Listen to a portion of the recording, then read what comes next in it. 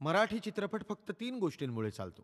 Entertainment, entertainment आणि खो खो.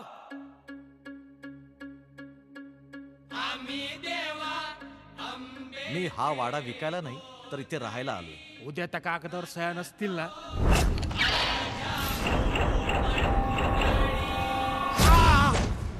कोण आहेस तू?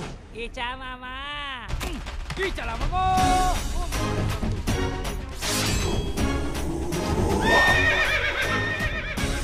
म्हणजे तुम्ही पूर्वज आहात?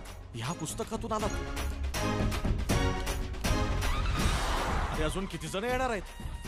फायनल आकडा सांगा, आधार कार्डच काढून घे.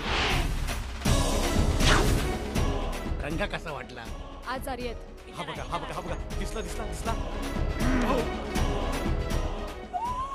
छळवाद मांडलाय नुसता.